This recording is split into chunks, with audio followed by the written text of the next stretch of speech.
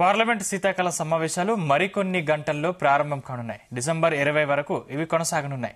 ఈ నెల 26న మాత్రం ఉభయ సభలకు సెలవు ఉంటుంది.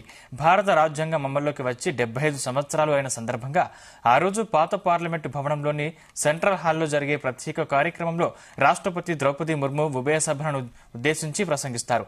సభా వ్యవహారాల సంఘంలో నిర్ణయించిన అంశాల ఆధారంగా మిగిలిన రోజుల్లో సభలు కొనసాగనున్నాయి. దీనికి సన్నాహంగా పార్లమెంటరీ వ్యవహారాల శాఖ ఆధ్వర్యంలో అఖిలపక్ష సమావేశం నిర్వహించారు. 30 పార్టీల నుంచి 42 మంది నేతలు దీనికి హాజరయ్యారు.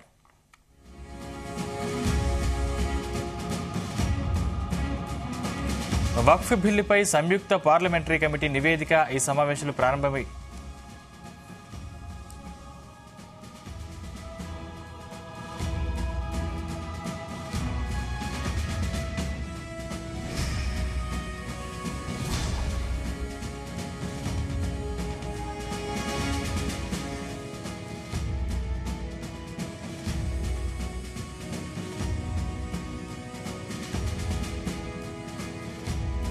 వక్ఫ్ బిల్లుపై సంయుక్త పార్లమెంటరీ కమిటీ నివేదిక ఈ సమావేశాలు ప్రారంభమైన తొలివారంలో సభ ముందుకు వస్తుందా రాదా అనేది తేలాల్సి ఉంది. నిర్దేశించిన గడువు ప్రకారం ఈ నివేదిక శుక్రవారంలోపు సభ ముందుంచాలి. ఈ సమావేశంలో 17 బిల్లులు చర్చకు రానున్నాయి. మహారాష్ట్రలో గెలుపుతో అధికార పక్షం ఊపి మీద ఉంది.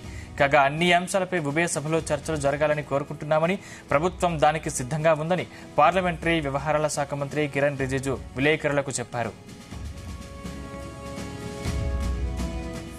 అదానీ అంశంలో విపక్షం పట్టుదలతో ఉంది. దీనిపై సమావేశాల్లో చర్చించాలని తాము అఖిలపక్షంలో డిమాండ్ చేసినట్లు లోక్సభలో కాంగ్రెస్ ఉపనేత గౌరవ్ గొగోయ్ వెల్లడించారు. ఈ కుంభకోణం అమెరికాలో బయటపడినందున దానిపై ప్రభుత్వం జవాబు చెప్పాలన్నారు. ప్రభుత్వం పారిపోయే ప్రయత్నం చేయకుండా మణిపూర్ హింసపైన సమాధానం ఇవ్వాలని సూచించారు.